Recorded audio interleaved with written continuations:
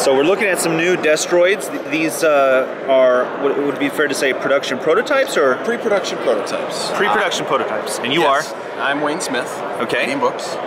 I'm largely the voice of the Kickstarter. Whenever Kickstarter updates are posted, that's me. Yeah, so they're pre-production prototypes, which means they're broken down into the individual pieces that the final game pieces will be, you know, in. But these were 3D printed out of some sort of plastic, but they're kind of delicate, so just be careful.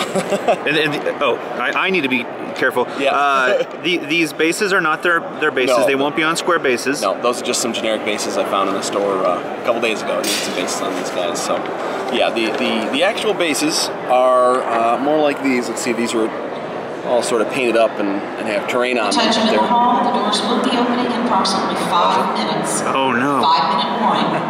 Okay. These round bases with a tab on the back and some triangles around the base. Are you freaking out as I handle these? that one's okay. Some are a little more delicate than others. I think I saw you using an X-Acto and clipping these out maybe and trimming off some flash. Was that right? No. There were no flash on these. They were the individual pieces were 3D printed at the factory, and then they cleaned them up before they sent them out. Now what's this guy? That's a Spartan. Much like him, but instead of the standard missile pods, he's got the Kickstarter exclusive or unlocked, not exclusive, but they were unlocked in a Kickstarter stretch goal. These like ordnance missiles, the really powerful long range. Now is this a sensor array on top of him? Yeah, or? that's the Destroid command module. Okay. Whereas with the Valkyries we have, you know, the VF-1A, 1J, 1S, you know, variants. So you have like officers. We came up with a command module so you could have an officer Destroid, like you know, in a squad. And so any of the Destroids can have that attached to it. I just stuck it on the head there. We normally see it on the Tomahawk, but you know, in place of this. And that Tomahawk is just bristling, right? Yes. Okay. Yeah, it's a powerhouse. That's your main battle tank, really.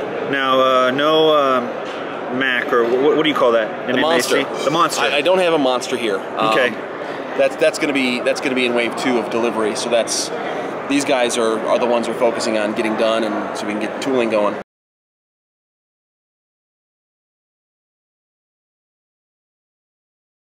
Okay. Get these things out. And here we have the 3 modes. Those are 3 modes of the Veritech. Okay. Okay. So you brought a selection of source books to show off to retailers and maybe other to distributors at all, or just retailers? Yeah, because we want people who are unfamiliar with our product line, because there's a lot more interest in the RPG now that the tactical game is coming out. So you know, we want to make sure everyone knows these things are available now, and they're really picking up with the other game. And they also work together. You can use the game pieces to enhance your role-playing game. You can use your role-playing game to enhance the tactical game, or you could blend the two together. Okay. And Kevin's busy back in Michigan? Yeah, Kevin's busy back in Michigan. At the moment, he's working away on Rift's Northern Gun 2. Okay. And here's Rift's Northern Gun 1 with that gorgeous cover. Who did the cover? That was Chuck Walton. Chuck Walton. Yep. He also did a lot of the fantastic interior artwork. Oh yeah. Here's an example. Sure. He does great pencil work. Yeah, most of this. Oh wow. Yeah.